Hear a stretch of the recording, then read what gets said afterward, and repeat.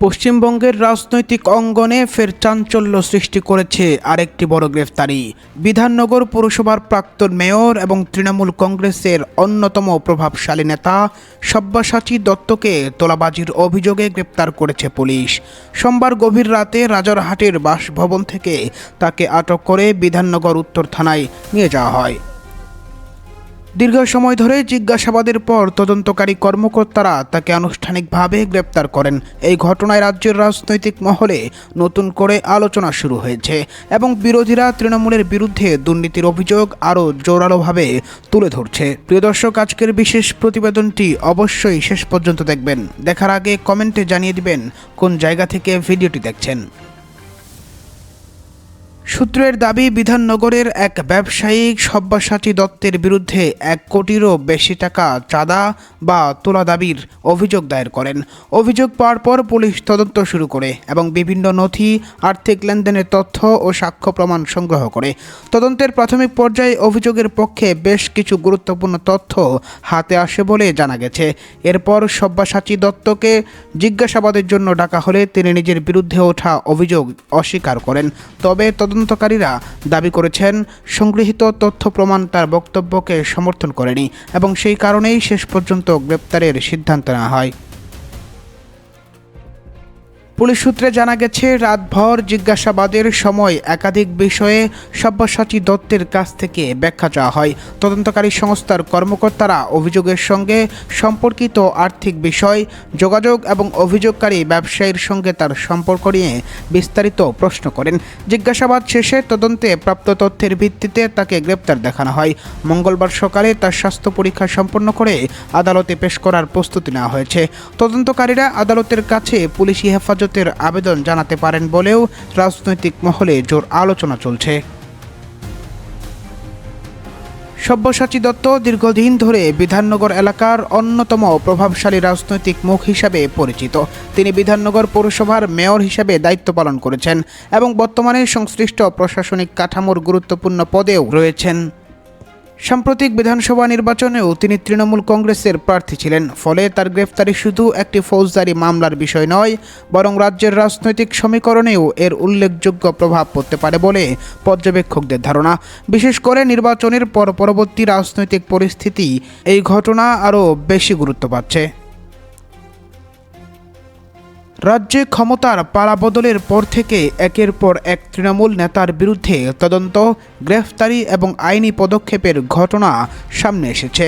ইতিমধ্যেই বেশ কয়েকজন প্রভাবশালী নেতা ও জনপ্রতিনিধি বিভিন্ন মামলায় গ্রেফতার হয়ে কারাগারে রয়েছেন।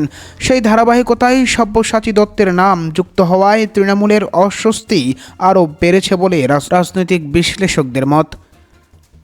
বিরোধীরা দাবি করছে দীর্ঘদিনের অভিযোগগুলো এখন সামনে আসছে। অন্যদিকে তৃণমূলের পক্ষ থেকে এসব পদক্ষেপকে রাজনৈতিক উদ্দেশ্য প্রণোদিত বলেও অভিযোগ করা হচ্ছে। সব মিলিয়ে সব্যসাচী দত্তের গ্রেফতার পশ্চিমবঙ্গের চলমান রাজনৈতিক টানাপোড়েনকে আরও তীব্র করে তুলেছে। আদালতে মামলার অগ্রগতি, তদন্তে নতুন কোনো তথ্য উঠে আসে কিনা এবং এই ঘটনার রাজনৈতিক প্রতিক্রিয়া কি হয়, এখন সেদিকেই নজর রাজ্যের রাজনৈতিক মহল ও সাধারণ মানুষের। আগামী কয়েকদিনের ঘটনা প্রবাহ পশ্চিমবঙ্গের রাজনীতিতে নতুন মোড় আনতে পারে বলেই মনে করছেন অনেক পর্যবেক্ষক। অন্যদিকে পশ্চিমবঙ্গের রাজনৈতিক অঙ্গনে ফের বড়সড় আলোড়ন সৃষ্টি করেছে ফলতার বিতর্কিত তৃণমূল নেতা জাহাঙ্গীর খানের গ্রেফতারি।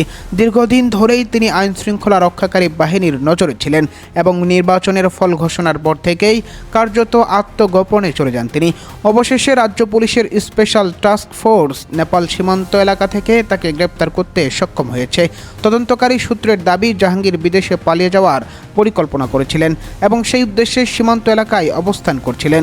তবে শেষ পর্যন্ত এসটিএফের নজর এড়াতে পারেননি তিনি। তার গ্রেফতারিতে রাজ্যের সাম্প্রতিক রাজনৈতিক ও প্রশাসনিক অভিযানের অন্যতম গুরুত্বপূর্ণ সাফল্য হিসেবেই দেখা হচ্ছে। ২১ সালের আগ থেকেই ফলতা অঞ্চলে জাহাঙ্গীর খানের উত্থান শুরু হয়। ডায়মন্ড হারবার লোকসভা কেন্দ্রের গুরুত্বপূর্ণ এই বিধানসভা এলাকায় তিনি দ্রুত রাজনৈতিক প্রভাব বিস্তার করেন এবং ধীরে ধীরে একটি শক্তিশালী বলয় গড়ে তোলেন। স্থানীয়ভাবে তার বিরুদ্ধে লুটপাট, তোলাবাজি, জমি দখল, ভয়ভীতি প্রদর্শন এবং প্রশাসনিক কাজে হস্তক্ষেপের মতো নানান অভিযোগ দীর্ঘদিন ধরেই শোনা যাচ্ছিল। সাধারণ মানুষের একাংশ অভিযোগ করতেন তার প্রভাবের কারণে অনেকেই প্রকাশ্যে মুখ খুলতে সাহস পেতেন না। ফলে এলাকায় এক ধরনের আতঙ্ক ও অসন্তোষের পরিবেশ তৈরি হয়েছিল বলে বিরোধীদের দাবি। সাম্প্রতিক বিধানসভা নির্বাচনকে কেন্দ্র করে জাহাঙ্গীর খানের নাম আরও বেশি করে আলোচনায় আসে। ভোটার তালিকা সংশোধন প্রক্রিয়ার সময় থেকেই তার বিরুদ্ধে বিভিন্ন অনিয়মের অভিযোগ উঠতে থাকে। অভিযোগ ছিল স্থানীয় প্রশাসনিক কর্মীদের উপর প্রভাব খাটিয়ে ভোটের তালিকায় অনিয়ম করার চেষ্টা করা হয়েছে। বিষয়টি নিয়ে বিরোধী দলগুলো সরব হয় এবং নির্বাচন কমিশনের কাছেও একাধিক অভিযোগ জমা পড়ে। পরিস্থিতির গুরুত্ব বিবেচনা করে নির্বাচন কমিশন বিশেষ পর্যবেক্ষক হিসেবে অভিজ্ঞ পুলিশ কর্মকর্তা অজয়পাল শর্মাকে এলাকায় পাঠায়। তার উপস্থিতি এবং কড়া নজরদারির পর থেকেই ফলতার রাজনৈতিক পরিস্থিতি জাতীয় পর্যায়েও আলোচনার বিষয় হয়ে ওঠে। অজয়পাল শর্মা সরাসরি এলাকায় গিয়ে কঠোর বার্তা দেওয়ার পর জাহাঙ্গীর খান সংবাদ মাধ্যমে নিজেকে পুষ্পা বলে উল্লেখ করে আলোচনায় আসেন। সেই মন্তব্য দ্রুত সামাজিক যোগাযোগ মাধ্যমে ভাইরাল হয়ে যায় এবং তার রাজনৈতিক পরিচয়ের সঙ্গে জড়িয়ে যায়। কিন্তু নির্বাচনী প্রক্রিয়া যত এগোতে থাকে ততই তার বিরুদ্ধে অভিযোগের সংখ্যা বাড়তে থাকে। ভোট গ্রহণকে কেন্দ্র করে নানান অনিয়ম, ইভিএম নিয়ে বিতর্ক এবং এলাকায় প্রভাব খাটানোর অভিযোগ ওঠে। পরবর্তীতে পুনর্নির্বাচনের সিদ্ধান্ত ঘোষণার পর রাজনৈতিক চাপ আরও বাড়ে। ভোটের মাত্র কয়েকদিন আগে তিনি নির্বাচন থেকে সরে দাঁড়ানোর ঘোষণা দেন এবং এরপর থেকেই কার্যত জনসম্মুখে তাকে আর দেখা যায়নি।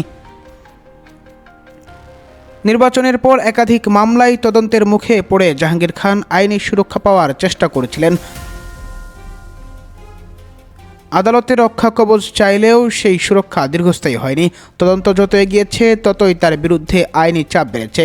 এরই মধ্যে তিনি দেশ ছেড়ে পালানোর পরিকল্পনা করেছিলেন বলে তদন্তকারী সংস্থার ধারণা। সীমান্ত পেরিয়ে বিদেশে আশ্রয় নেওয়ার প্রস্তুতি চলছিল বলেও অভিযোগ উঠেছে। তবে দীর্ঘ নজরদারি ও গোপন অভিযানের মাধ্যমে এসটিএফ শেষ পর্যন্ত তাকে গ্রেপ্তার করতে সক্ষম হয়।